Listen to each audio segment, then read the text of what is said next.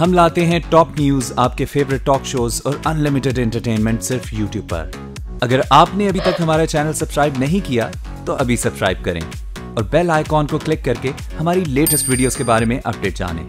Subscribe कीजिए और हम आपको लिए चलेंगे आपकी फेवरेट वीडियो की तरफ।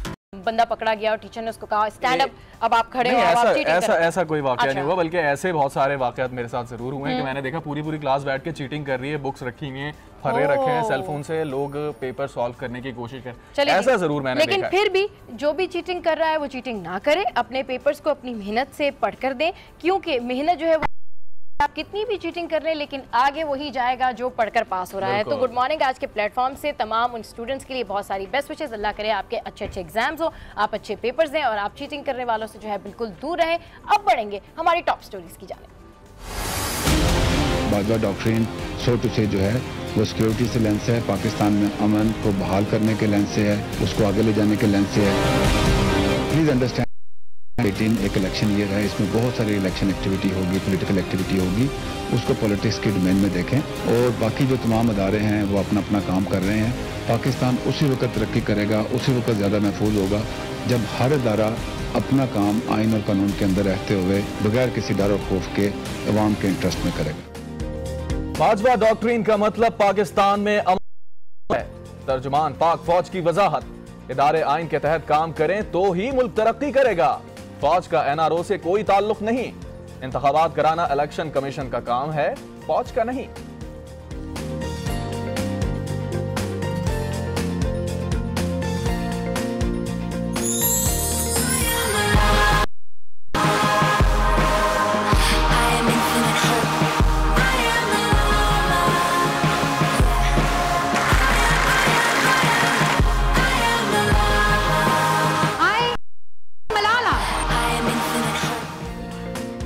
नोबेल इनाम याफ्ता मलाला यूसुफजई की 6 साल बाद वतन वापसी, वजीर आजम और वज़रा से मुलाकात करेंगे। मीट दी मलाला प्रोग्राम की एक तकरीब से भी खिताब करेंगी। सिक्योरिटी के सख्त इंतजामात, मलाला पाकिस्तान में रोज कयाम करेंगी।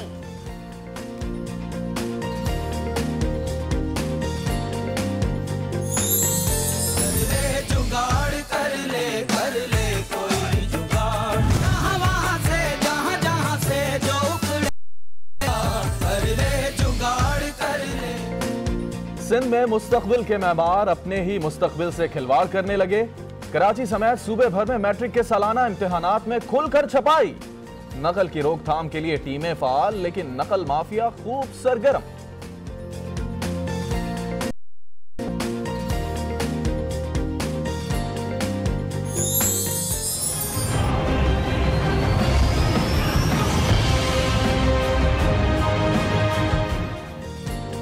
और कराची में सूरज मजीद बिगड़ने लगे। सूरज की तपिश ने शहरियों की चीखें निकाल दी। जब मार्च में इतनी गर्मी है तो जून जुलाई में कितनी होगी, कराची वाले परेशान।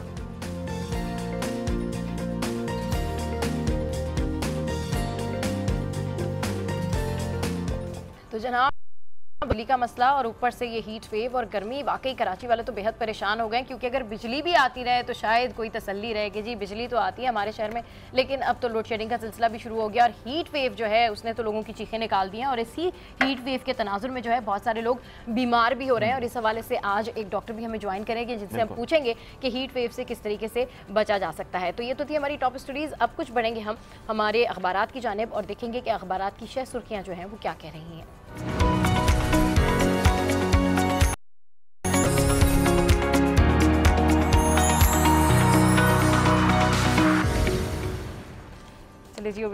एक्सप्रेस अखबार मेरे पास है और आज की सबसे बड़ी जो लीड लगी की लीड यही होगी, क्योंकि जब अफवाज पाकिस्तान कोई बात करते हैं तो वो सबसे बड़ी खबर होती है। बिल्कुल। और बाजवा डॉक्ट्रिन का टीम एनआरओ से ताल्लुक नहीं है। तर्जुमान पाक फौज शहबाज शरीफ की आर्मी चीफ से कोई खुफिया मुलाकात नहीं हुई। उन्होंने अफगान सरहद पर बाढ़ के लिए माली मदद की पेशकश की थी। डॉक्ट्रिन को सिर्फ सिक्योरिटी के लिहाज से देखा जाए। फौज 18वीं तरमीम के खिलाफ नहीं है, बाज़ चीजों पर दोबारा गौर करने की जरूरत है। इंतखाबात का ऐलान आर्मी नहीं इलेक्शन कमीशन ने करना है। मुल्क किसी गैर आइनी इक़दाम का मुतहम्मिल नहीं हो सकता है। उन्होंने मजीद ये भी कहा है कि किसी धरने के पीछे फौज थी, ना आइंदा होगी। तहरीक लब्बैक के रहनुमाओं की आर्मी चीफ से मुलाकात भारत ने कोई मुहिम जोई की तो सख्त जवाब देंगे। ये भरपूर प्रेस कॉन्फ्रेंस उन्होंने की है और उसमें खास तौर पर उन्होंने 18वीं तरमीम का जिक्र किया, जिसमें कहा जा रहा था कि जो डेवोल्यूशन ऑफ पावर की गई थी उस पर शायद हमारे सिक्योरिटी ऑपरेटर्स को थोड़ा सा एतराज़ है, लेकिन कल मेजर जनरल आसिफ गफूर जो DG ISPR हैं उन्होंने इस बात की मुकम्मल तरदीद कर दी है। और साथ साथ जो खबरें गर्दिश कर रही थी, बल्कि अफवाहें गर्दिश कर रही थी कि शहबाज शरीफ ने 72 घंटे में 2 बार मुलाकात की खुफिया तरीके से, तो उन्होंने उसकी तरदीद नहीं की। अलबत्ता ये ज़रूर कहा पर कोई मुलाकात नहीं हुई है और हुकूमती मामला चलाने के लिए इदारों के लोगों का मिलना जुलना चलता वो भी क्लियर कर दिए हैं। तो कल की प्रेस कॉन्फ्रेंस के बाद जो लोग बातें कर रहे थे उनका विजन जो है वो काफ़ी हद तक क्लियर हो गया होगा। और आज की जो मेन लीड है और अखबारों में भी आज इस हवाले से जो जिक्र है उसमें वो यही है कि जनाब जो कल मुलाकात उसके हवाले से इसमें जिक्र किया गया है। लेकिन अगर हम आज की लीड के हवाले से बात करें तो वो है मलाला यूसुफजई, जो कि 4 रोज़ा दौरे पर पाकिस्तान आई हैं। और मलाला की जानिब से ट्वीट्स में भी बेतहाशा दफ़ा पहले भी कहा जा चुका है कि जी वो बड़ा विलिंग है पाकिस्तान आने के लिए, क्योंकि 2012 में उनके साथ जो हादसा हुआ था उसके बाद जो है वो अब उसके बाद पहली दफ़ा पाकिस्तान आई हैं। और यहाँ पर आने के बाद वो मीट दी जो प्रेस कॉन्फ्रेंस है उससे मीट दी मलाला यूसुफजई भी खिताब करेंगी। एक पूरा प्रोग्राम है और वो प्राइम मिनिस्टर से भी मुलाकात करेंगी और साथ साथ सख्त सिक्योरिटी हिसार में उनको आज पाकिस्तान लेकर आया गया है और डायरेक्टली स्पेशल प्लेन है जो उनको यहाँ पर लेकर आया है। और उसके अलावा उन्होंने जो स्टॉप ओवर और अब उनके आने के बाद जो है बहुत सारे सहाफ़ी भी उनसे मुलाकात करेंगे। उनका जो स्केजुअल है काफ़ी ज़्यादा सीक्रेट रखा गया है सिक्योरिटी कंसर्न्स की वजह से, लेकिन उनका आना बड़ा खुशाइंद है क्योंकि वो ही एक पाकिस्तान की वाहिद हैं और एजुकेशन एक्टिविस्ट हैं और जिन्होंने 17 साल की उम्र में जो है नोबेल इनाम हासिल किया और उनको कई इनामात मिले और कई एजाज़ात मिले उनको और बहुत ज़्यादा अप्रिसिएशन मिली उनको। 40 से ज़्यादा जो है एजाज़ात उनके पास हैं और कनाडा में भी उनके पास जो है एजाज़ी उनके पास शहरियत है। तो इसी हवाले से आज मलाला पाकिस्तान आई हैं और अब देखना ये है कि उनकी मुलाकातों का जो स्केजुअल है वो किस तरीके से आगे वो क्या मुलाकातें करेंगी। बिल्कुल सबा, पाकिस्तान के लिए बहुत खुशाइन बात है कि पाकिस्तान की वो बेटी जिसने पूरी दुनिया में हमारे मुल्क का नाम रोशन किया, नोबेल इनाम अमन का हासिल किया और तालीम के लिए उनकी जो कोशिशें हैं, ख़ास तौर पर ख़वातीन और बच्चियों की तालीम के लिए जो उनकी कोशिशें हैं पूरी दुनिया हो रही है। जैसा कि आपने बताया 40 से ज़ायद बैनुल अक़वामी अवार्ड्स उन्हें दिए गए हैं, कनाडा की एजाज़ी शहरियत भी दी गई है और साथ में उन्हें PhD की ऑनररी डिग्री भी दी गई है। तो आप इस बात से अंदाज़ा लगा लीजिए कि उनकी जो खिदमात हैं दुनिया किस कदर उन्हें एक्नॉलेज कर रही है। दुनिया इस कदर उनको 9 साल जो है उन्होंने जब 2009 में उन्होंने एक डायरी लिखी थी जिसमें उन्होंने बताया था कि कितना ज़्यादा उनको प्रेशर फेस करना पड़ता है स्कूल जाने के लिए और जो भी उनके ऊपर गुजरती थी वो डायरी उन्होंने 2009 में लिखी थी। फिर उनके साथ जो ये वाक़या पेश आया था, फिर वो 2012 में ये वाक़या पेश आया था जिस वाक़े में वो शदीद ज़ख्मी हुई थी। फिर उनको पेशावर के मुंतकिल किया गया था, उसके बाद फिर वो बरतानिया चली गई थी और उसके बाद इस वाक़ये के बाद वो अब पाकिस्तान आ रही हैं और पाकिस्तान में भी डेफिनेटली बहुत सारे लोगों की यही ख्वाहिश होगी कि वो मलाला यूसुफजई से मुलाकात करें क्योंकि बहरहाल अमन की सफ़ीर हैं, बहरहाल एजुकेशन एक्टिविस्ट हैं, तो हम मलाला यूसुफजई को बिल्कुल मलाला यूसुफजई को बहुत सारा वेलकम करेंगे। और अब अगर कुछ एंटरटेनमेंट के हवाले से, तो एंटरटेनमेंट के हवाले से जो है वो बच्चों का फ़ैशन शो हो रहा है और बड़ा ज़बरदस्त किस्म का ये फ़ैशन शो है और इस फ़ैशन शो को बहुत सारे लोग जो हैं वो फॉलो भी कर रहे हैं। कैफ़ में ये फ़ैशन शो हो रहा है, इसमें बड़े ज़बरदस्त किस्म के बच्चे हैं जो कि नित नए ड्रेसेस पहन के बिल्कुल ऐसे ही अपने आप को जो है ना पोज कर रहे हैं जैसे कि बिल्कुल प्रोफेशनल मॉडल्स हों। तो 3 रोज़ा ये फेस्टिवल है और बड़ा पुरकशिश सा ये फेस्टिवल है। और अगर एक और ख़बर में शामिल करूँ तो वो ख़बर है राहत फ़तेह अली ख़ान के हवाले से, जिन्होंने वरुण धवन की फिल्म अक्टूबर में इतना ज़बरदस्त गाना गाया है कि वरुण धवन जब शूट करने के लिए गए इस गाने को तो उनको ग्लिसरीन की ज़रूरत नहीं पड़ी, उनकी आवाज़ वो इतना खो गए कि खुद ब खुद उनके आंसू निकल आए। तो क्या बात है, हमारे पाकिस्तानी महव हो गए उस गाने के अंदर के उनके सारे जज्बात आंसू की शक्ल में बाहर आ गए। क्या बात है।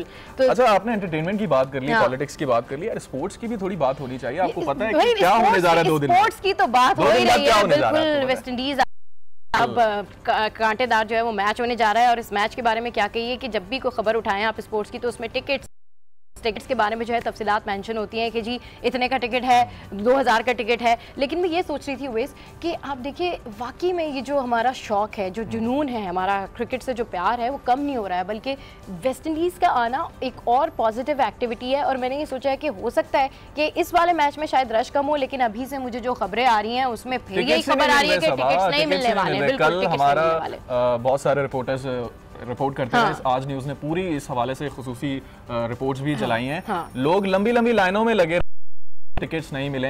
अभी से ये हाल है तो आगे जाके क्या होगा? बिल्कुल, अभी 2 दिन बाकी है, हालांकि 2 दिन बाकी हैं, तो आगे जाके क्या होगा? तो जनाब स्पोर्ट्स के हवाले से अगर हम बात कर रहे हैं, एक्टिविटीज़ के हवाले से बात करें तो बड़ी पॉजिटिव जा रही है इस वक्त। ताकि से पाकिस्तान में एक्टिविटीज़ हो रही हैं तो वो दिन दूर नहीं है जब बैनुल अक़वामी तमाम प्लेयर्स कहेंगे कि जी we want to come to Pakistan and play here. और स्पेशली कराची के हवाले से कहा जाएगा जी आना है तो अब हमने सबसे पहले कराची में आना है, फिर बाकी दीगर शहरों के जो हैं वो हमने रुक करने। अच्छा, अगर मैं बात करूँ ज़र मुबादला के हवाले से थोड़ी सी, अगर हम कारोबारी ख़बर के हवाले से कारोबारी खबर शेयर तो एक रिपोर्ट में पढ़ रही थी जिसमें था कि ज़र मुबादला के जो ज़खायर हैं वो हमारे कंबोडिया से भी कम होने का अब खदशा जाहिर किया जा रहा है। और इसके लिए जो माहिरीन हैं वो यही कहते हैं कि अब कारोबार में बेहतरी लाने के लिए इस्तेहकाम भी पैदा करना होगा ताकि ये एक्सपोर्ट्स को बढ़ाना होगा। और कंबोडिया की आपको पता है सबा के जो मईशत है पाकिस्तान से 10 गुना छोटी है की मईशत है। हैरानगी की बात यह है कि इतनी छोटी मईशत के बावजूद भी जो पाकिस्तानी रिजर्व्स हैं अगर उनके बारे में बात की जाए तो हम क्यों उनसे पीछे जाते जा रहे हैं, ये लम्हा फिक्रिया और इसको सोचना पड़ेगा। क्योंकि जहाँ पर हम मईशत की बात करते हैं, चीज़ों की बात करते हैं तो हमारी हुकूमत की जानिब से तो यही कहा जाता है कि जी सब अच्छा है कि रिपोर्ट जारी है। लेकिन मेरे जहन में जो इवेंट बार बार जो मेरे जहन में जो क्लिक हो रहा है ना वो डेफिनेटली यूक्रेन के हवाले से है, जहाँ पर कैफ के इलाके में बच्चों ने जो है बहुत ज़बरदस्त किस्म का फैशन शो किया है। और दूसरी बात, अगर फेस्टिवल्स की हम बात करें, कराची के फेस्टिवल्स की बात करें तो गर्मियाँ आ गई हैं और गर्मियों में सबसे ज़्यादा कराची वाले जो हैं वो पार्कों का रुख करते हैं। और पार्कों के रुख के अलावा साथ साथ उनकी जो एक्टिविटीज़ होती हैं वो शॉपिंग के हवाले से भी होती हैं क्योंकि सेल भी लगनी होती है, लॉन का सीज़न है। तो ढेर सारी बातें हो गई। अब गुड मॉर्निंग आज में एक ब्रेक तो बनता है। बिल्कुल, ब्रेक के बाद वापस आएंगे। Keep watching good morning.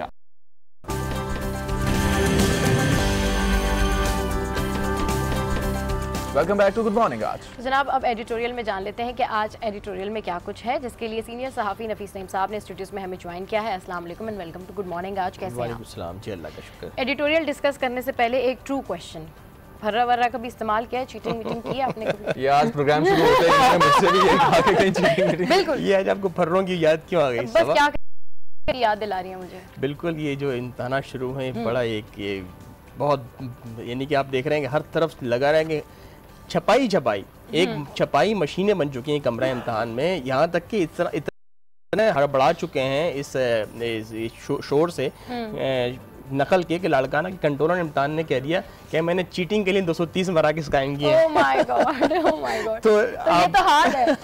तो आप कनकोट देख लें, सखर देख लें, यानी कि मीडिया के कैमरे के सामने जो है वो नकल हो रही है। कोई पशेमानी नहीं है, कोई डर और खौफ नहीं है कि पकड़े गए तो क्या होगा। मोबाइल्स, खुली किताब आना था जब वो मैक्रोज की जाती थी मशीनों पे, फोटोकॉपीज की माइक्रो बनाई जाती थी और छोटी छोटी फर्रे बनाए जाते थे जैसे बूटी माफिया कहते थे। अब तो वो दौर गया। अब तो भाई पूरी किताबें बहुत अरसे से चीजों को कवर करते रहे आप। नहीं, मेरा मतलब कुछ और। नहीं मैंने नहीं की भाई, ये हकीकत है सभा।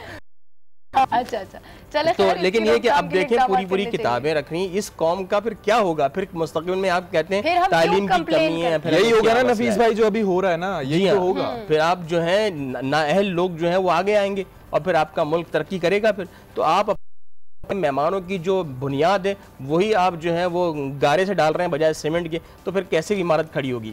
तो ये बहरहाल सोचना पड़ेगा। एडिटोरियल।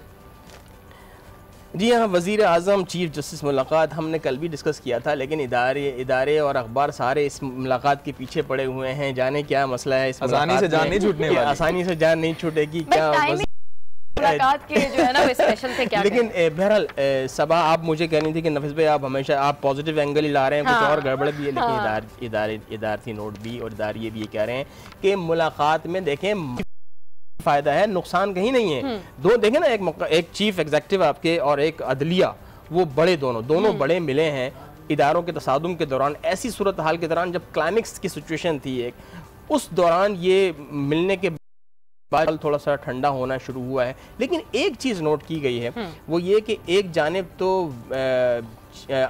वज़ीर आज़म ने चीफ जस्टिस को यकीन दहानी करा दी कि इंसाफ के एक तो उसमें हम आपकी मुकम्मल ताउन करेंगे, फिर आप जो काम कर रहे हैं उसमें भी हम आपको जो आप मफाद आमा के लिए काम कर रहे हैं हमारी हुकूमत का मुकम्मल ताउन आपको हासिल होगा। लेकिन दूसरी जानिब हमने देखा कि साबिक वज़ीर आज़म नवाज शरीफ ने वही अपनी मंतक दोबारा रखी और चीफ जस्टिस को ताना मारा एक तरह का कि 18 लाख जो केसेस ज़ेर इल्तवा हैं, आप वहाँ तवज्जो दी जानी चाहिए। जो आपका काम करने का नहीं है आप वो ना करें, जो आपका काम करने का है आपको वो करना चाहिए कि क्या करना चाहिए। यानी कि वो ये कहते हैं कि आप जो पानी, मीठे पानी के बारे में, दूध के बारे में जो आप ये काम कर रहे हैं, ये आप एग्जेक्टिव और मुकन्ना की जो है ना हुदूद को पार कर रहे हैं। एक क्वेश्चन ये है कि मुफाहमत और मज़ाहमत एक साथ चल सकती है?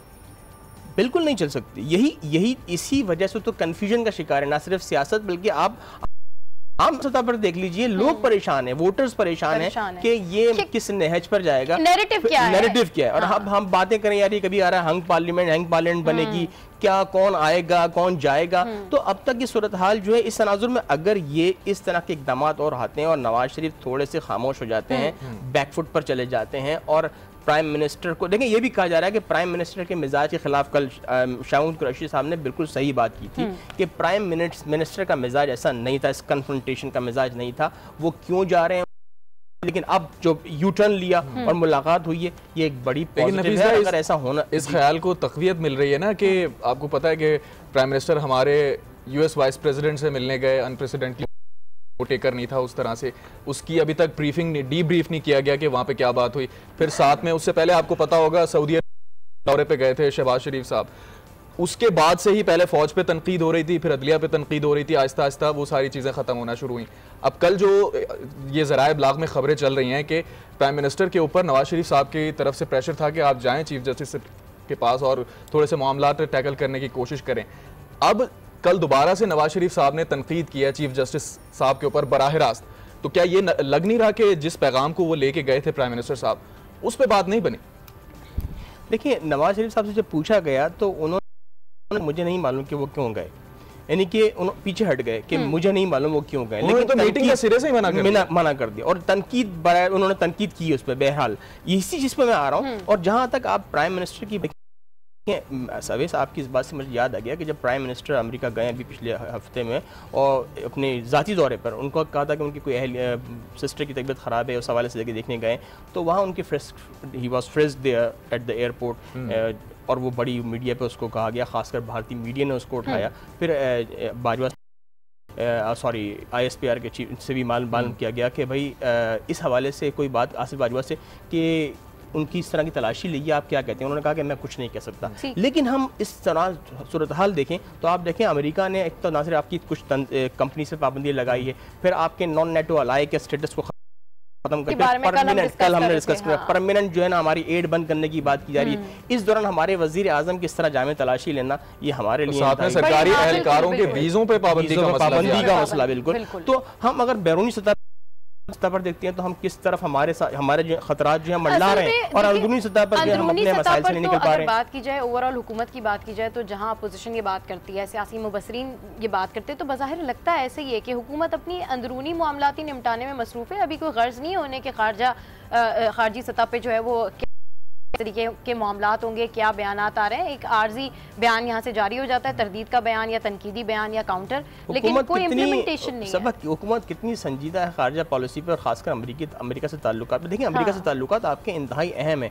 खित्ते की तब्दीली जो है वो आपके इस ताल्लुकात पर डिपेंड करती है। आपने वहाँ सिद्दीकी साहब को जिसन कहना चाहिए, जिनका कोई तजर्बा ही नहीं है, उनको आपने नॉमिनेट कर दिया वहाँ पर, जिनको आप चैलेंज भी कर दिया, उनके बारे में भी इतनी बातें हो रही। ठीक है, तो आप ये बात बिल्कुल सही है कि आप संजीदा तौर पर अगर अपनी खारजा पॉलिसी लेते हैं और तो ही आप जो है इस मंजदार से बाहर निकल सकते हैं, वरना ये अंदरूनी जंग तो आप जिंदगी भर लड़ते ही रहेंगे, इससे मुल्क को तरक्की नहीं मिल जाएगा। लेकिन नफीस भाई, बिगर पिक्चर में अगर देखा जाए तो ये बातें हो रही हैं सियासी मुबसरीन की जानिब से कि निजी दौरे पे तो वो गए थे, वाइस प्रेसिडेंट से जो मिले हैं वहां पे भी शायद कोई डील की बात की गई नवाज शरीफ के हवाले से। फिर मोहम्मद बिन सलमान से जो मीटिंग करने की कोशिश की जा रही थी, उनके वालिद से मीटिंग करने की कोशिश की जा रही थी, वो भी इसी तनाजुर में है। शहबाज शरीफ साहब आजकल लंदन के दौरे पर बताया जा रहा है वहाँ पे होम सेक्रेटरी से वो अनऑफिशियली मिल रहे हैं। तो ये क्या होने जा रहा है? और फिर प्राइम मिनिस्टर का चीफ जस्टिस से मिलना और फिर एक बार फिर नवाज शरीफ साहब का चढ़ाई कर देना, ये तो फिर सारी बात वही जा रही है कि शायद कोई एनआरओ होने जा रहा है। ये कि हम बहुत लंबा रोड चलते हैं, फिर चौरंगी घूमते, फिर यू टर्न लेते हैं, लेकिन फिर अपनी उसी मौके, यानी एनआरओ की बात आ रही है। देखें चीफ जस्टिस, अब देखें हम आप फिर मुझे नेगेटिव उस ट्रैक पे ले आते हैं। देखिए एनआरओ जहां आप देखते हैं चीफ जस्टिस और प्राइम मिनिस्टर की मुलाकात होती है, तो वहीं वाजिद जिया का एक बड़ा अहम बयान आ जाता है। अच्छा, वाजिद जिया के हवाले से मैं आपसे ये पूछना चाहूंगी, हमने स्टार एंकर के बारे में सुना, हमने स्टार सेलिब्रिटीज के बारे में सुना, स्टार गवाह क्या है? स्टार विटनेस, यही तो है वो अपनापन। यही अब जो उन्होंने तो नवाज शरीफ साहब को एक जैसे कहते हैं ना कि क्लीन चिट दे दी है, उसमें जब उन्हें जरा की गई, हारिस साहब ने जरा की उनकी, तो उन्होंने कहा कि ना अल-अज़ीज़िया में इनका है, ना इनके जो फ्लैट्स है, ना इनकी जो ऑफशोर कंपनीज हैं उनके मालिक हैं, ना ये ट्रस्टी हैं, ना बेनिफिशरी हैं। तो जब ये सारी चीज़ों से आप उनको एक क्लीन चिट दे देंगे, तो उसके बाद जो आपने देखा कि एक्स प्राइम मिनिस्टर ने क्या कहा, उन्होंने कहा कि मुझे अगर सजा देनी है तो आप एसजीएस केस में दे दें, कोटकना केस में दे दें, मेरे खिलाफ कोई बनता ही नहीं। इस केस में तो मेरे पास कोई सजा मेरे खिलाफ बनती है। नवाज ने भी फिर ट्वीट किया कि उन्होंने याद दहानी कराई कि हमने खुद कहा था वाजिद जिया खुद हमारे हक में बयान देंगे। जी हाँ, तो उन्होंने दिया। ये तो जिस तरह अगर उनका बयान है कि मुझे कोई गवाह नहीं मिला इनके खिलाफ, किसी ने गवाही नहीं दी नवाज शरीफ के खिलाफ, तो इसका मतलब है कोई गवाह नहीं मिला, कोई डॉक्यूमेंट नहीं मिला। बात करिए ना कि हमें तो ये बात उस अहम मुलाकात के बाद तो पता ही कुछ नहीं था, पता है आपको? जी हाँ, ये भी बहुत अच्छी स्टेटमेंट है आपने। सभा का बड़ा अच्छा वो है स्टडी इनकी। लेकिन ये बात सही है कि अब जो ये जितना भी जो एमलगमेशन ऑफ जो कभी दिल्ली की तरफ जब केस जा रहा है और अब देख रहे हैं कि केस का जो अंजाम हो रहा है, उस पर आपका जो अहम जो आप कह रहे हैं सुपर जो गवाह है, उसने जो है यू टर्न ले लिया है, एक तरह का यू टर्न ही कहा जाएगा इसको। उस वक्त वो बड़े वो थे कि आप सारे सबूत मौजूद हैं हमारे पास, बोरियों की बोरियां भर के आ रही थी, लेकिन अब हम देख रहे हैं कि कोई सबूत ही नहीं है, कुछ वो नहीं है, तो इसके बारे में तो अभी भाम है कि क्या होगा इसका। लेकिन नफीस भाई, मैं एक तालिब इल्म की हैसियत से जो मैं समझ सका हूँ, शायद नवाज शरीफ साहब ने ट्विस्ट किया जिसके अंदर वो बहुत माहिर हैं। जिरा हो रही है प्रोसिक्यूशन और डिफेंस के बीच के अंदर, और ख्वाजा हारिस जो हैं वो डिफेंस के वकील हैं, वो यकीनी तौर पर सवालात कर रहे हैं और उन सवालात के जवाब वाजिद जिया साहब हैं उनको देने पड़ेंगे। उसको उस तरह से रिपोर्ट जरूर कर दिया गया, फिर नवाज शरीफ साहब ने बाहर आके उसे ट्विस्ट करने की कोशिश की। आपको पता है, सारी दुनिया जानती है कि व्हाइट कॉलर क्राइम्स किस तरह किए जाते हैं, कभी भी अपने नाम पे कुछ नहीं होता।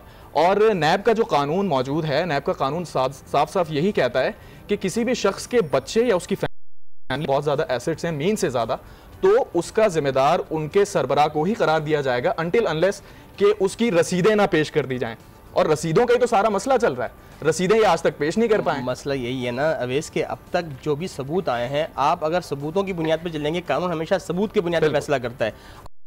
कौन चोर है हमें मालूम है, कितने अरब रुपए आपका बाहर गया, सब कुछ सबको मालूम है क्या हुआ है, लेकिन सबूत चाहिए, कॉन्क्रीट एविडेंस चाहिए अगर सजा देनी है तो। आपने देखा ना जो अकामा की कितना उस केस को लेके नून लीग ने खेला है उस हवाले से कि अकामा के ऊपर फैसला आ गया। हमने कोई नवाज शरीफ खुद कहते हैं कि मैंने कोई बदअनवानी साबित कर दीजिए, अकामा में फैसला आ गया, अकामा में फैसला आ गया। तो इसका मतलब है जब आपके पास किसी कॉन्क्रीट एविडेंस है, उसकी बेस पर आप फैसला करते हैं, तो आपके फैसला खुद बोलता है। अब नून लीग का यही स्टांस है कि यही नैरेटिव लेके अब एक दफा की अदालत में पेश होंगे और फिर से हम देखेंगे कि भरपूर किस्म के जलसे जो है वो इनेकाद किया जाएगा, भरपूर जलसों का। तो जनाब चले, अब जिस तरह से हम डिस्कशन कर रहे हैं सियासी सूरत हाल, तो हम मुख्तलिफ शहरों का हाल भी जान लेते हैं और पेशावर का रुख करेंगे हम, जहाँ पर आशीष की नुमाइंदा सबरानी मौजूद है, उनसे जानते हैं कि जी सबरानी बताइए क्या हाल चाल है पेशावर का, क्या अपडेट्स हैं वहाँ से? जी बिल्कुल, आज जो है सबसे अहम इवेंट वो ये है कि दीर और बल्दियाती नशस्तों पर ज़िमनी इंतखाबात होने जा रहे हैं। ये वो नशस्तें हैं जहाँ पर सबसे ज़्यादा जमात इस्लामी का होल्ड समझा जाता है। हमने पिछले इंतखाबात में देखा था कि इन जो इंतखाबात हुए थे उनमें ख़वातीन को वोट पोलिंग की इजाज़त नहीं दी गई थी, ताहम उसके बाद इन 4 हलकों में जो है ना उनको ख़वातीन की जो पोलिंग ना होने की वजह से उसको नल एंड वॉइड करार दे दिया गया था और आज जाकर उन पर दोबारा जो ज़िमनी इंतखाबात हैं वो होने जा रहे हैं। इसके अलावा ड्राइवर हैं वो हर जुमेरात को शहर के मुख्तलिफ इलाकों में खुली कचहरी लगाते हैं और इसमें ये मुख्तलिफ लोगों के जो आवाम के मसाइल होते हैं वो सुनते हैं। तो आज जो खुली कचहरी लगाई जा रही है वो पेशावर के इलाका तहकाल में लगाई जा रही है। इसके अलावा अगर आपको दूसरे चीज़ के बारे में बताऊं तो वो ये है कि आज charter of economy all party conference होने जा रही है, जिसमें मुख्तलिफ जो पार्टी के नुमाइंदे हैं मुख्तलिफ जमातों के, वो उसमें शिरकत करने जा रहे हैं। इसके अलावा ये उम्मीद भी की जा रही है कि वहाँ पर पेशावर से सबरानी हमें अपडेट करिए। आपका शुक्रिया। 4 हल्कों के हवाले से बात कर रही थी, बिलाखिर वो दिन आ गया कि अब वहाँ पर वोटिंग होने जा रही है, क्या कहेंगे इस पर? बिल्कुल सही बात। अब तो ये खासकर जो एक अहम बात ये है कि ख़वातीन के लिए पोलिंग स्टेशन कायम किए गए हैं और हमें उम्मीद है कि, और हम ये करते हैं कि ख़वातीन जो है वो वोट कास्ट करें, क्योंकि ये इन हलकों में ऐसा हुआ है कि ख़वातीन की जो है वो जो इनका शेयर है, जब वोट जो तनासुब है वो इंतहाई कम होता है। और कई जगह तो हमने लास्ट कि एक वोट भी कास्ट नहीं हुआ, पोलिंग स्टेशन खाली रहे। तो हो सकता है कि इसमें ये ख़वातीन अगर अपनी नुमाइंदगी साबित करें, अपनी प्रेजेंस साबित करें, तो एक बड़ी खुशाइन बात होगी, बड़ी खुशाइन बात होगी। और इसका जो इफेक्ट है वो 2018 के जो जनरल इलेक्शन है उनके ऊपर बहुत पड़ेगा। बाला जैसे इलाकों में इस तरह की एक्टिविटीज़ होंगी और ख़वातीन की वोटिंग का तनासुब ज़्यादा होगा, तो मेरे ख्याल में ये बहुत बेनिफिशियल होगा और बड़ा पॉजिटिव मैसेज भी होगा। एडिटोरियल आप डिस्कस कर रहे थे, अगला मैं बात करना चाह रहा था ज़रा डॉक्ट्रिन पे। एक बड़ा सिलसिला चल रहा है, बाजवा डॉक्ट्रिन ये है क्या? और अब तो खुद आना पड़ गया इस डॉक्ट्रिन को क्लियर करने के लिए कि लोगों ने बड़ी, देखें वो बात सही है कि जिन्होंने वो जर्नलिस्ट जो शरीक भी नहीं थे उस प्रेस कॉन्फ्रेंस जो आर्मी चीफ ने दी जर्नलिस्ट के सामने, वो, क्योंकि देखिए आर्मी चीफ की स्टेटमेंट कहीं रिकॉर्ड नहीं है, किसी के पास इसका सबूत नहीं कि उन्होंने क्या कहा, तो इसलिए बड़ी मुख्तलिफ किस्म की आपको बता रही थी कि इस डॉक्ट्रिन के हवाले से मुख्तलिफ अखबारात में जो है वो खबरें पब्लिश हो रही हैं, एडिटोरियल्स आ रहे हैं और अब फाइनली खुद इसकी जो है वो वजाहत दी। इसका मतलब सिर्फ पुरअमन पाकिस्तान यह है कि सिक्योरिटी है, सिक्योरिटी के हवाले से ना NRO है, ना 18वीं तरमीम है, ना अदालत है, कोई इस मामले पर ये डॉक्ट्रिन जो इसका अहाता नहीं करती है। इसका अहाता सिर्फ पाकिस्तान और इसकी सिक्योरिटी है। और हम देख रहे हैं कि इस वक्त पाकिस्तान किन मसाइल में शिकार है। और बाजवा साहब जो आर्मी चीफ है साहब हैं, वो आर्मी चीफ जो चाहते हैं कि सबको साथ लेके चलें। और यही देखें, हम 23 मार्च में जो भारतीय अटैची की शिरकत थी, वो चीज़ कि आर्मी चीफ का विजन कितना बड़ा है, वो क्या चाहते हैं कि हमने, देखें, अगर तरक्की करनी है तो हमने लड़ाई लड़के नहीं करनी। हम 17 साल जो लड़े हैं, ये आर्मी जो 17 साल इन्वॉल्व रही है इस वॉरफेयर में, चाहे वो आप पूरा उसमें कोल्ड वार ले लें या जंगों सरहदों पर देख लें, सिर्फ इसी 2000 देख लें तकरीबन 948 बार वायलेशन हुई है आपकी सरहद की। तो आर्मी गिनते बंदा अपनी रिसर्च करती हूँ तो उसमें फिर वो जो है वो उसके जो डिजिट्स हैं वो बढ़ जाते हैं, मतलब इतनी वायलेशन हुई है। सबसे ज्यादा वायलेशन जो है वो 2017 में हुई है लाइन ऑफ कंट्रोल के ऊपर। इस हवाले से मजीद भी डिस्कशन करेंगे। इंतहाई अहम एडिटोरियल है जो इस वक्त हम डिस्कस कर रहे हैं। लेकिन गुड मॉर्निंग आज में यहाँ वक्त है एक ब्रेक का, सो कहीं जाएगा मत, थोड़ी देर बाद वापस आते हैं। Stay with us, keep watching good morning आज।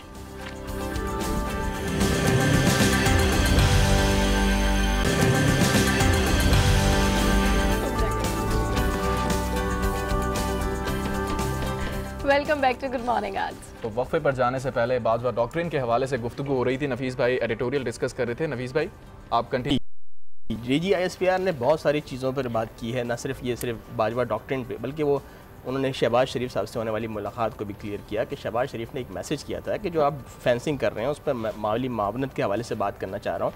उस हवाले से मुलाकात हुई थी, उसको पता नहीं क्या रंग दे दिया कि खुफिया तौर मुलाकात हुई है, कोई NRO डिस्कस करने जा रहे हैं। ISPR ने आसिफ गफूर साहब ने क्लियर किया। साथ में भारत के हवाले से कहा कि भारत जो है वो ये हमारी जो अमन पसंदी को कमज़ोरी ना समझे भारत को, और अगर पाकिस्तान, और ये भी कहा कि अगर अलकायदा के ख़िलाफ़ अमेरिका की हम मदद ना करते तो आज अलकायदा की प्रेजेंस जो है वो भरपूर तरीके से भारत के अंदर होती, तो मजबूत पाकिस्तान खुद भारत के मफाद में है। दूसरा, उन्होंने 18वीं तरमीम के बारे में बात की कि 18वीं तरमीम में हम फ़ौज इसकी मुखालिफ नहीं है, लेकिन उसमें कुछ ऐसे पहलू हैं, कुछ ऐसी चीज़ें हैं जिन पर नजरसानी होनी चाहिए। असल में ओवरऑल सिचुएशन को जिस तरह मैनिपुलेट किया गया, उसके बाद जो ये वजाहत दी गई है, मेरे ख्याल में इससे तमाम लोगों के वो तहफ़्फ़ुज़ात क्लियर हो जाने चाहिए, वो शक़ व शुबहात क्लियर हो जाने चाहिए, वो तमाम तज्ज़िये तबसरे और तमाम बातें क्लियर हो जानी चाहिए कि ऐसी कोई बात नहीं है। अगला एडिटोरियल क्या कह रहा है? अगला एडिटोरियल, अच्छा एक बात इसमें मैं करता चलूँ, जो बहुत अच्छी बात की कि तमाम इदारे मिलकर काम करें। ये आप आर्मी भी कह रही है, जब आर्मी आपको सपोर्ट कर रही है, हर चीज़ की कह रही है कि मिल के बात करें, तो फिर अब हम ख़त्म हो जाने चाहिए, फिर हमें आगे बढ़ना चाहिए। और इलेक्शन के हवाले से भी एक क्लियर कर दिया गया कि आर्मी नहीं, इलेक्शन कमीशन करवाएगा। कौमी आबी पॉलिसी पर इत्तफाक, देर आयद दुरुस्त आयद फैसला, ये एक्सप्रेस का इदारती नोट है।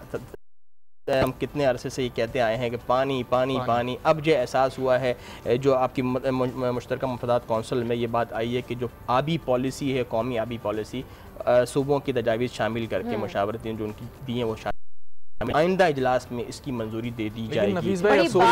ये बहुत बजट को पहले ये काम हो जाना चाहिए था। जी, मैं यही आपने जो बात कही कि मैं ये अफसोसनाक बात है, अब भी जाके तजावीज़ मांगी जा रही हैं।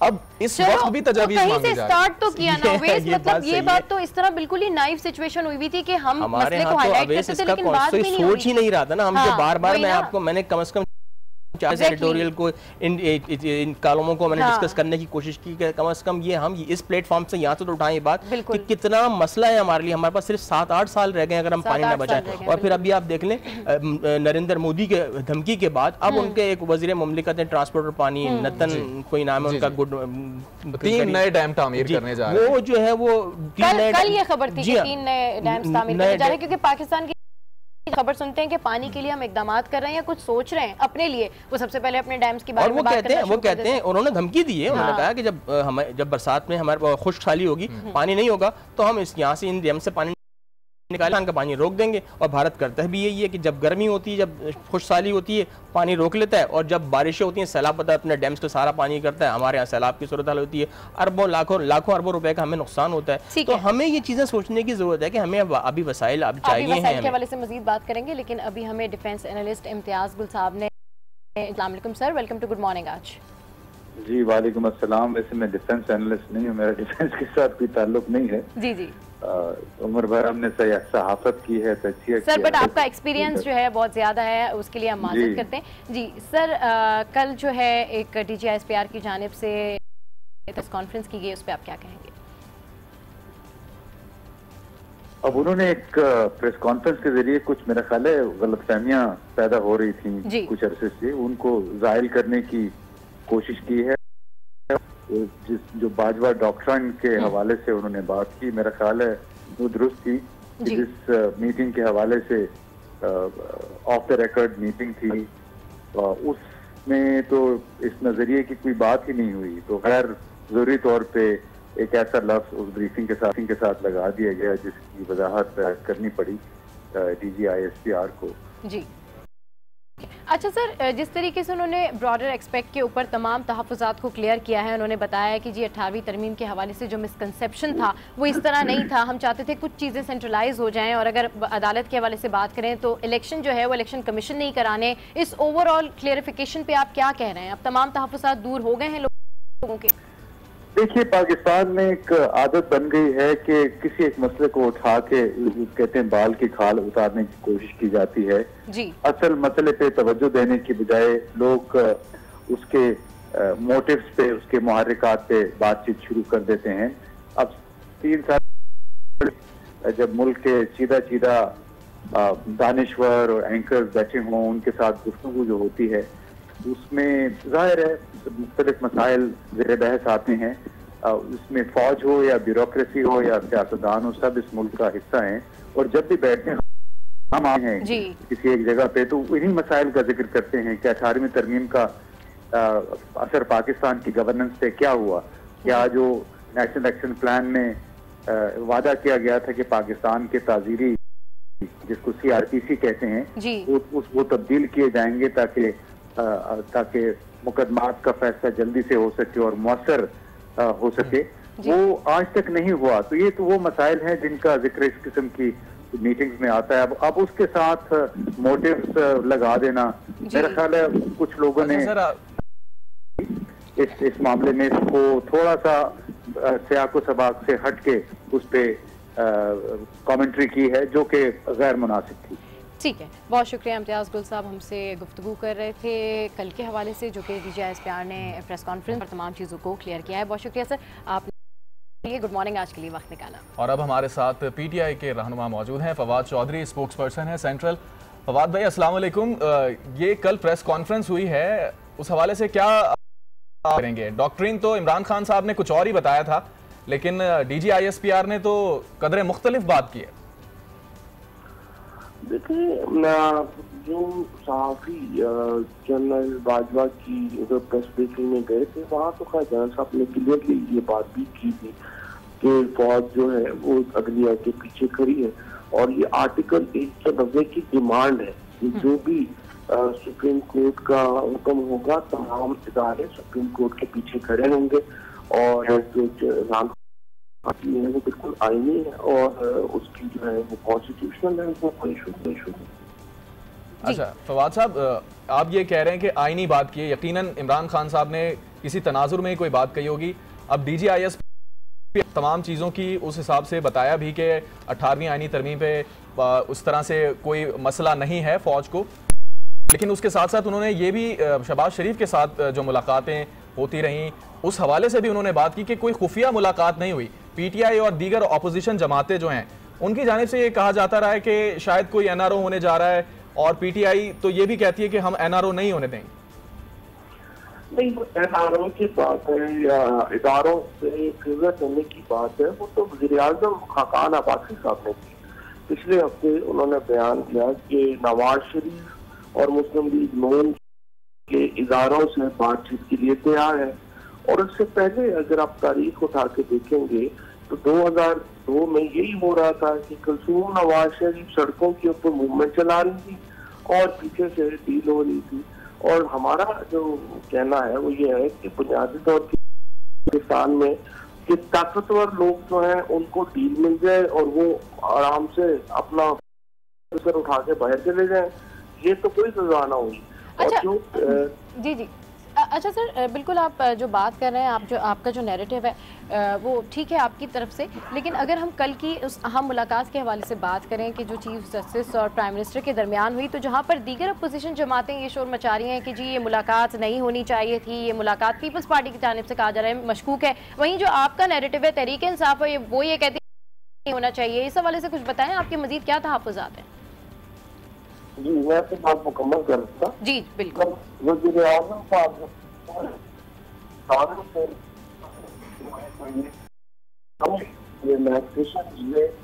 तो जाहिर है कि ये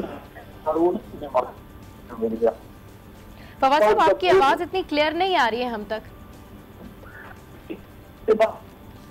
फवाद साहब की आवाज़ हम तक क्लियर नहीं आ रही है। जैसे ही उनकी आवाज़ हम तक क्लियर पहुंचेगी, जैसे ही दोबारा उनका राब्ता होगा तो दोबारा से इस हवाले से बात करेंगे। फवाद चौधरी PTI के रहनुमा इस वक्त हमसे गुफ्तगू कर रहे थे। तो नफ़ी साहब देखें, वही बात है कि जो एडिटोरियल में भी है, जो कल से 2 दिन से यही बात गर्दिश कर रही है कि जी जो मुलाकात है उसके टाइमिंग्स ठीक थे कि नहीं।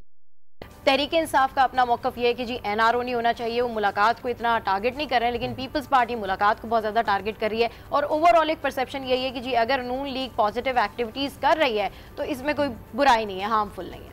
बिल्कुल सही बात है। देखिए ना सबा, अब ये हमने शाहबाज कुरैशी का भी मौक़िफ़ देख लिया। हाँ। अब ये तो फवाद चौधरी तो अभी भी अपने मौक़िफ़ पर कायम है कि आर्मी चीफ ने मीटिंग के दौरान जो है वो दहानी कराई थी कि मैं अदलिया के पीछे खड़ा हूँ और इंसाफ होने की फराहमी होगी। अगर आप इसके दूसरा पर्सपेक्टिव देखी जाए तो यही बात की गई है।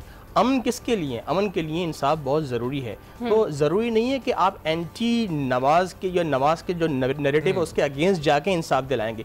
आप अगर इस मुल्क की अदलिया का साथ देंगे इंसाफ के लिए, देखिए 18 लाख केसेस हम अभी बात हो चुकी है कि पेंडिंग में पड़े हैं, तो जब अगर इंसाफ में कायम हो जाएगा वो माशरा तो खुद बन के दहशत गर्दी खत्म होगी वहाँ से। तो अगर आर्मी चीफ ने इस तनाजुर में बात की और उसको हमने गलत तनाजुर में ले लिया है तो इसको क्लियर होना ज़रूरी है। लेकिन उनका फवाद चौधरी साहब तो अभी भी उसी मौके पर कायम है जो वो ISPR ने जिसको जो है मुस्तरद कर दिया है। चले जी, back to the water issue.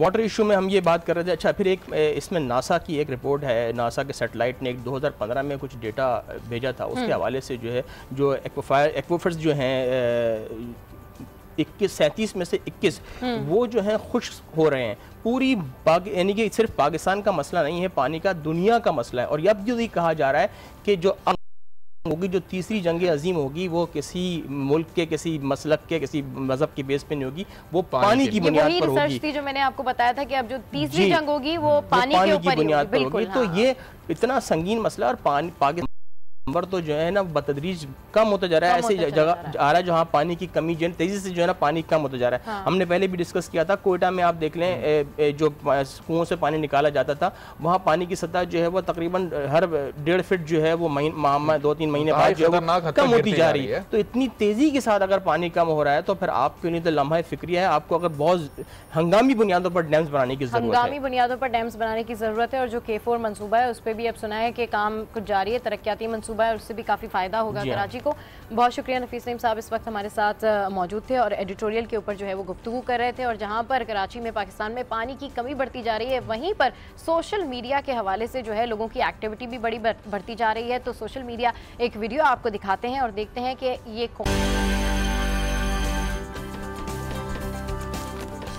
Welcome back to good morning आज।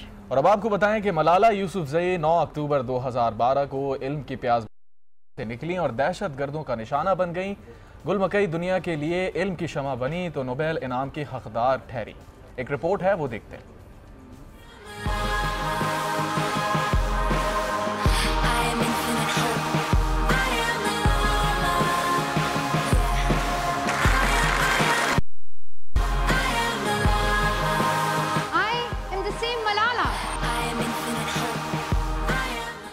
नौ अक्टूबर 2012 सवात की गुलमकई इल्म की प्यास बुझाने घर से निकली के रास्ते में ही दहशतगर्दों के प्यादों से सामना हो गया। मुसल्लह अफराद ने स्कूल वैन को रोककर पहले मलाला और गाड़ी पर गोलियां बरसा दी। फायरिंग के बाइस मलाला और उसकी 2 दोस्तें कायनात और शाजिया जख्मी हो गईं।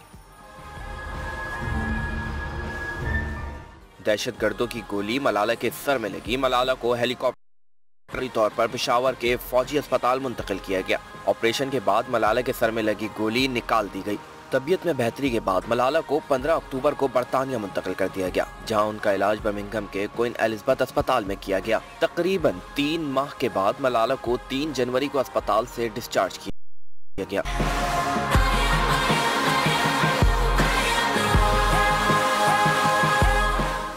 सेहतियाबी के बाद मलाला ने 2013 में लड़कियों के हुकूक के लिए मलाला फाउंडेशन की बुनियाद रखी। इसी बहादुरी और बच्चों के हुकूक के लिए आवाज उठाने पर उन्हें 2014 में अमन के नोबेल इनाम से नवाजा गया।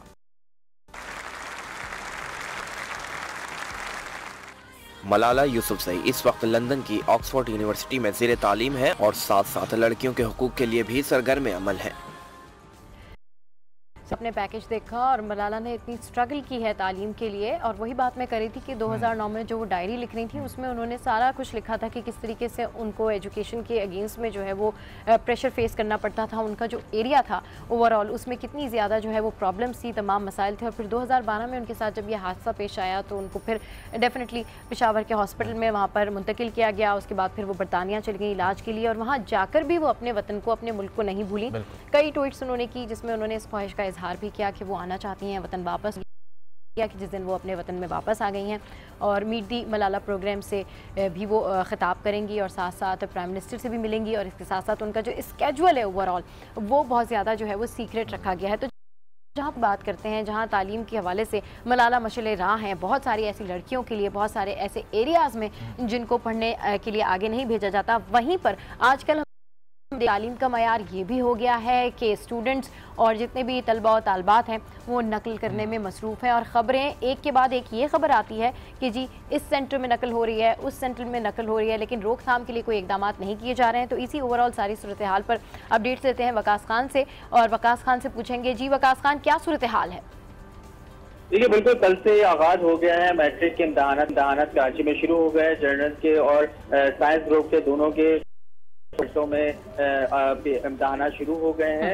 अलबत्ता जो चेयरमैन का ये कहना था कि जो इम्तहान में सबसे ज्यादा पेचीदगी दिखाई देती है वो एक तो बिजली का तासुर होता है, जिसके इलेक्ट्रिक को इस हवाले से पहले से आगाह कर दिया गया है कि इम्तहानी मराकज़ सेंटर्स में लोड शेडिंग ना की जाए। जब पर्चे हो रहे हों उस वक्त किसी किस्म की लोड शेडिंग ना की जाए। इसके अलावा प्राइवेट स्कूल से को पहले इस हवाले से मुतला कर दिया था कि अगर उनके इलाके में अगर लोड शेडिंग होती है तो जनरेटर का सिस्टम जरूर रखें ताकि तालिब इल्मों को इस परेशानी का सामना ना करना पड़े, क्योंकि गर्मी की शिद्दत आजकल कुछ ज्यादा है तो तालिब इल्मों को सख्त परेशानी का सामना हो सकता है। ये तो बात हो गई इम्तिहानात के अंदर जो तालिब इल्मों को मुश्किलात दरपेश होती हैं, लेकिन आजकल जो ज़्यादा खबरें आ रही हैं वो खबरें इस हवाले से हैं कि इम्तिहानात के अंदर ज़्यादा हो रही है, नकल बहुत ज़्यादा हो रही है। इसकी रोकथाम के लिए बहुत ज़्यादा इक़दाम भी उठाए जाते हैं, लेकिन हमेशा नाकामी का सामना करना पड़ता है। देखिए, लेकिन फिर भी अभी तक उसके साथ की जानिब से क्या कहा गया है, जहां पर उन्होंने तमाम तालबात को फैसिलिटी फराहम की है। जनरेटर के हवाले से आप बात कर रहे हैं, दीगर सहूलियात के हवाले से बात कर रहे हैं, वहीं नकल की रोकथाम के लिए क्या इक़दाम किए गए हैं? हवाले से 3 लोगों को पहले से खतूत लगकर चेयरमैन की जानिब से आगाह कर दिया गया था, जिसमें आईजी सिंध है, डीजी रेंजर्स हैं, इसके अलावा कमिश्नर कराची है और बोर्ड की इंतजामिया है, महकमा तालीम के अफसरान हैं। उनको भी इस हवाले से कह दिया गया था कि जो नकल के वाक़यात हैं उनकी रोकथाम के लिए वो मदद फराहम करें, जिसकी वजह से जिसके बाद उनकी जानिब से भी जो छापामार टीमें हैं वो भी अब काम करेंगी और उनकी जानिब से भी ऐसे जहाँ पर सेंटर जहाँ पर नकल होती है तो उनकी सर्विलेंस की जाएगी। खान आप हमारे साथ मौजूद थे और आप इम्तिहान जो मसाइल हैं और ख़ास तौर पर चीटिंग के अंदर नकल के जो रुझान में इजाफा होता जा रहा है उस हवाले से हुकूमती इक़दाम क्या उठाए गए उस हवाले से आपने तमाम तर तफसीलात से आगाह किया, आपका बहुत शुक्रिया। और प्रोग्राम में यहाँ वक्त हुआ एक ब्रेक का, लेकिन प्रोग्राम के अगले हिस्से में जब हम वापस आएंगे तो चीटिंग के हवाले से हम गुफ्तगू को मजीद आगे भी बढ़ाएंगे। बिल्कुल, गुफ्तगू को आगे भी बढ़ाएंगे, लेकिन अभी हम बढ़ेंगे एक ब्रेक की जानिब से। Stay with us, keep watching good morning Aaj.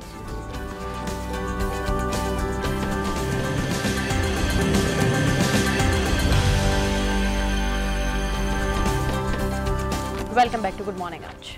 तो एक बार फिर आपको बताएं कि private schools management association of Pakistan के चेयरमैन शरफुज़्ज़मा हमारे साथ मौजूद हैं। सर, न्यूज़ ब्रेक था, इस वजह से बात बीच में रह गई। सिंध में नकल का रुझान बहुत ज़्यादा बढ़ गया है, उसकी रोकथाम के लिए दावे किए जाते हैं कि रोकथाम की जाएगी, लेकिन हमेशा से कलई खुल जाती है कि कुछ भी नहीं हुआ। देखिए, सूरत हाल ये है कि तालीमी बोर्ड सिर्फ इम्तिहान लेने का एक मरकज़ है, ठीक, उसके पास कोई पुलिस फोर्सेस नहीं होती है, वो इन चीज़ों को कंट्रोल नहीं कर सकता। दूसरी बात ये होती है कि तालीमी बोर्ड के पास अपने कोई सेंटर नहीं है कि जहां वो सेंटर बनाए और बच्चों को एकजा करे और इम्तिहान ले। ये सारा प्रोसेस जो है महकमा तालीम का है, सूबाई महकमा तालीम का है। अब 393 सेंटर्स बनाए गए हैं। अब ये सेंटर्स क्यों बनाए जाते हैं इतने ज़्यादा? क्योंकि उसको कंट्रोल करना भी मुश्किल हो जाएगा और बाज़ सेंटर ऐसे होते हैं जो लबे सड़क भी नहीं होते हैं, तो वो भी एक मसला बनता है। तो उसकी वजह असल में ये है कि जो बड़े स्कूल्स हैं वो अपने सेंटर नहीं इम्तिहानात के लिए, जो छोटे स्कूल्स हैं वहाँ पे 200, 300, 400, 500, 600 या 1000 बच्चे, बहुत कम ऐसे सेंटर हैं जहाँ 1000 बच्चे बैठाए जाए। राइट। अब बच्चों की तादाद होगी 3.5 लाख जी, तो आप खुद उसको अंदाजा लगाएं कि किस तरीके से उसको डिस्ट्रीब्यूट किया। मतलब आपका कहने का मतलब ये है इन शॉर्ट कि चाहकर भी इस मसले को, इस नकल की हवाले से जो जब तक सूबाई महकमा तालीम इसमें बढ़ चढ़ कर हिस्सा ना ले तो नहीं हो सकता। अब चलो छोटे सेंटर पे भी पेपर स्मूथली हो जाएंगे, होते हैं बहुत सारे सेंटर ऐसे हैं जहाँ सेंटर वाले बहुत अच्छे लोग हैं, सेंटर सुपरिटेंडेंट जो हैं वो अच्छे नामवर लोग हैं, वो सही चला रहे होते हैं। लेकिन यहाँ पे जो असल मसला है वो मसला यही है कि कंट्रोलिंग पावर असल जो है वो फोर्स के पास है, और तालीमी बोर्ड के पास कोई पुलिस फोर्स नहीं होती है। उसका काम सेंटर डिस्ट्रीब्यूशन कर देना है, वक्त पे पेपर पहुंचा देना है, बच्चे पेपर दें। सेंटरों में अगर नकल माफिया अपना काम कर रहे हैं या सेंटरों के बाहर अगर सियासी असर रसूख का इस्तेमाल किया जा रहा है, इन चीज़ों को रोकने के लिए हर सेंटर के बाहर और हर सेंटर के अंदर पुलिस नहीं, रेंजर्स की जरूरत है। रेंजर्स की जरूरत है, यानी मामला इस हद तक बढ़ गए कि अब पुलिस कंट्रोल नहीं कर सकते हैं, भरोसा करते हैं उनके ऊपर।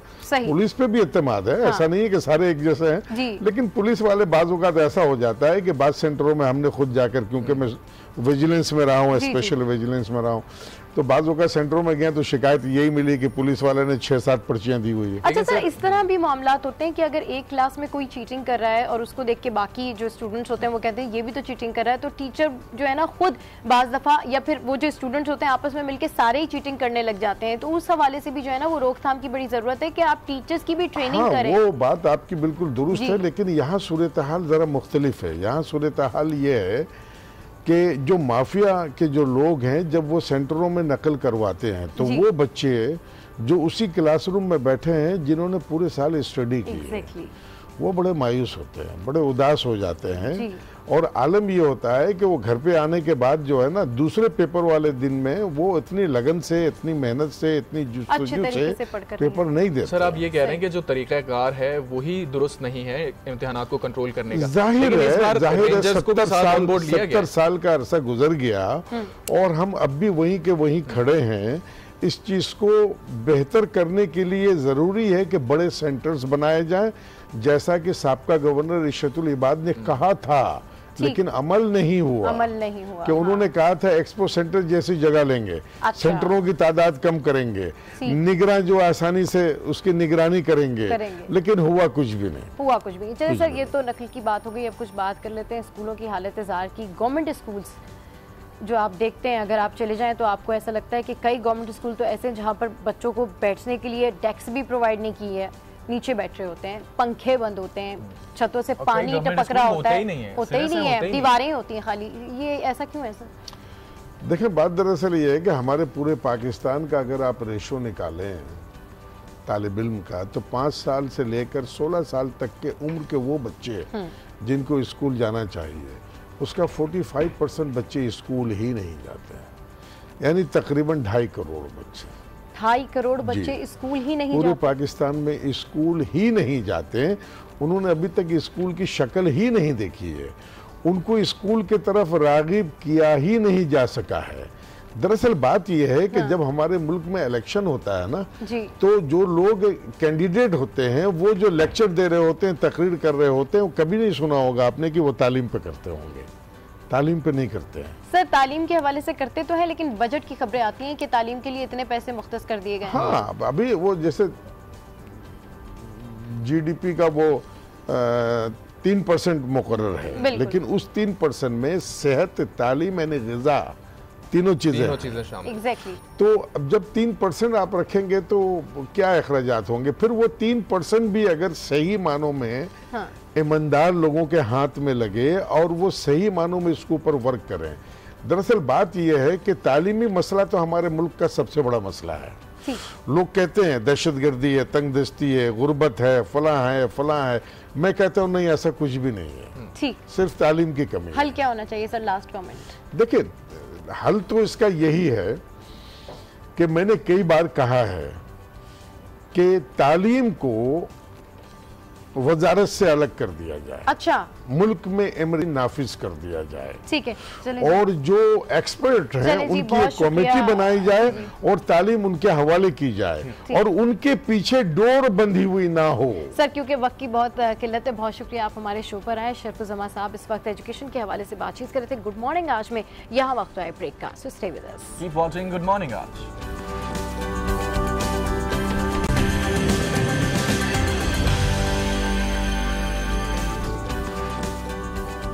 Welcome back to good morning आज। जनाब, अब कुछ हीट वेव्स की बात करते हैं, गर्मियों की बात करते हैं। कराची में सूरज के तेवर जो हैं वो मजीद बिगड़ने लगे हैं।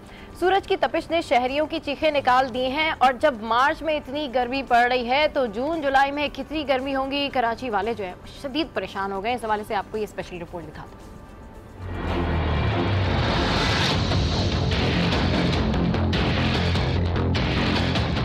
कराची में सूरज का मीटर शॉर्ट, समंदरी हवाएं भी बंद, सूरज की तपिश इतनी कि शहरी बिलबिला उठे। महकमे मौसमियात के मुताबिक जुम्मे तक सूरज इसी तरह के तेवर दिखाएगा और मौसम शदीद गर्म रहेगा। कराची में डायरेक्टर हेल्थ ने अलर्ट जारी करते हुए अस्पतालों में बेहतर इंतजाम और जरूरी अद्वियात की फरहमी यकीनी बनाने की हिदायत की है। साथ ही हेल्थ अलर्ट में आवाम को मौजूदा मौसम में सर को ढांप कर रखने, पानी का ज्यादा से ज्यादा इस्तेमाल करने और बिला जरूरत घर से बाहर ना निकलने की तंबीह की है। तो जनाब, आपने ये रिपोर्ट देखी है और हीट वेव का खदशा बढ़ता ही जा रहा है। महकमा मौसमियात के हवाले से भी सारी चीज़ें सामने आ चुकी हैं और इसी मामले पर बात करने के लिए हमें ज्वाइन कर रहे हैं डॉक्टर फहद, जनरल फिजिशियन हैं, सिविल अस्पताल में अपनी खिदमात सर अंजाम देते हैं। डॉक्टर साहब, हीट वेव, अब महकमा मौसमियात तो कह रहा है कि ये पूरा हफ्ता अगला ऐसा चलेगा, हीट वेव का खदशा जाहिर कर दिया है। हीट वेव से कैसे बचें? कराची में तो बहुत ज़्यादा गर्मी होती है, पहले भी कई वाक़यात हुए थे। ठीक है, बिस्मिल्लाहिर्रहमानिर्रहीम। सबसे पहले आपका शुक्रिया, मुझे आप लोगों ने इनवाइट किया इस प्लेटफॉर्म पे, और आज टीवी के प्लेटफॉर्म पे कई दफ़ा मैं आ चुका हूँ और आपके थ्रू डिफरेंट टॉपिक्स पे जो है हमने बात भी की है और हेल्थ इश्यूज़ को डिस्कस भी किया है। तो आज का जो टॉपिक है वो बहुत ही अहम टॉपिक है, क्योंकि पिछले 2-3 साल से पाकिस्तान शदीद गर्मी की लपेट में रहा है और इसमें कई लोग जो हैं लुकमा अजल हुए हैं। 2000, 3000, 4000 और अनकाउंटेबल फैक्ट्स मौजूद हैं। तो तमाम नाजरीन को आपके इस प्लेटफॉर्म के थ्रू ये बताना चाहता हूँ कि सबसे पहले पता होना चाहिए कि कुदरत ने आपके जिस्म में एक ऐसा निज़ाम, मरबूत निज़ाम दिया है कि जो कि आपके जिस्म के दर्जा हरारत को अच्छी तरीके से कंट्रोल करता है। लेकिन जब भी कोई बैरूनी तौर पर दर्जा हरारत बढ़ता है, जब हम वर्जिश बहुत ज़्यादा करते हैं, तो इस दौरान ये सिस्टम जो है मुकम्मल तौर पर तबाह हो जाता है, जिसकी वजह से हमारे जिस्म का दर्जा हरारत वो बढ़ने लगता है और इसके रिज़ल्ट में बहुत सारी जो है पेचीदगियाँ नज़र आती हैं। वो चाहे आपकी जिस्म में दर्जा हरारत बढ़ने की सूरत में ज़्यादा पसीना आना, जल्द या चमड़ी का मुकम्मल तौर पर सूख जाना, या कभी कभार बेहोश हो जाना और अमवात की शरह भी इसमें बढ़ जाती है। सही। एक इम्पॉर्टेंट चीज़ जो आपको मैं बताना चलूँ कि हीट वेव से मुराद ये एक ऐसा दौरानिया होता है जिसमें पूरे रीजन में या पूरे मुल्क में बहुत ज़्यादा टेम्परेचर होता है और इसके रिज़ल्ट में एक अहम चीज़ रहनुमा होती है, इसको हम कहते हैं लू या हीट स्ट्रोक। हीट स्ट्रोक आम इस्तिलाह में लू कहते हैं और इससे मुराद ये होती है जब भी अंदरूनी दर्जा हरारत जो नॉर्मली 98.6 फ़ारेनहाइट होता है, अगर यही दर्जा हरारत 104 फ़ारेनहाइट से तजावुज़ कर जाए तो ये वो दर्जा हरारत है जिसमें हमारे जिस्म का रेगुलेटरी सिस्टम जो टेम्परेचर को कर रहा है वो डिस्टर्ब हो जाता है, जिसके नतीजे में आपका हर अज़ा, चाहे वो दिमाग हो, आँखें हों, फेफड़े हों, दिल हो या आपके जिगर हों या आते हों, वो मुकम्मल तौर पर काम करने से फालिज हो जाती हैं। ठीक है, तो जिसके नतीजे में अमवात की शरह बहुत होती है। अच्छा, ये बात आपने बहुत ज़बरदस्त बताई कि हीट स्ट्रोक के थ्रू या हीट वेव्स के थ्रू जो है इस हद तक भी सिवियर आपको अलामात हो सकते हैं कि आपके जो बॉडी पार्ट्स हैं वो डैमेज होना शुरू हो जाए और आप फालिज की तरफ बढ़ जाएं। तो ओवरऑल क्योंकि अब हम देखते हैं कि यूजुअली जिन लोगों को गर्मी में ही बाहर जाना है, धूप में ही जिनके ऑफिस हैं, जिनका काम ही 9 to 5 है, उनको ये हीट स्ट्रोक और हीट वेव बर्दाश्त भी करनी पड़ती है और बहुत सारे ऐसे लोग भी होते हैं जिनका काम आउटडोर का ही होता है।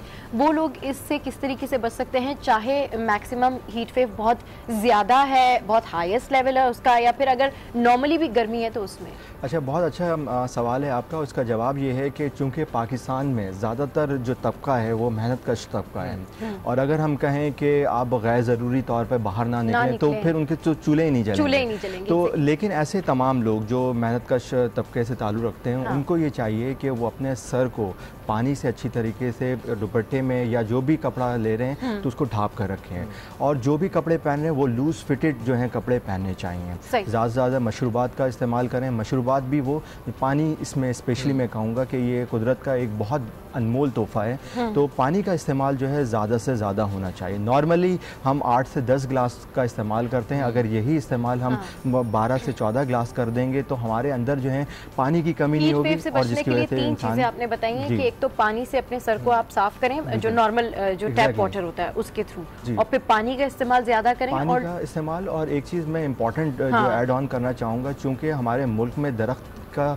जो कटाव है वो बहुत ज़्यादा बढ़ता जा रहा है और कुदरत ने दरख्त की सूरत में हमें एक तरह का एयर कंडीशन प्रोवाइड किया हुआ है जो कि एयर करंट को जो है वो मेंटेन रखते हैं और इस दौरान जितनी भी शदीद गर्मी क्यों ना हो जाए लेकिन आपको एक ठंडक का एहसास होता है। ऐसे वो तमाम एरियाज़ जहाँ के दरख्त ज़्यादा मकदार में काटे जाए उसमें गर्मी की शिद्दत बहुत ज़्यादा होती है और उसकी पेचीदगियाँ जो हैं आप देख सकते हैं कि इसमें अमवात की शरह जो है वो बढ़ती जा रही है। अच्छा डॉक्टर फहद, जब आप हीट वेव में निकल रहे हैं, हीट स्ट्रोक में निकल रहे हैं और खुदा न ख्वास्ता आप इसका शिकार हो जाते हैं, तो आपको पहले क्या सिम्टम्स होते हैं? आपको फ़ौरन से किसके पास जाना चाहिए?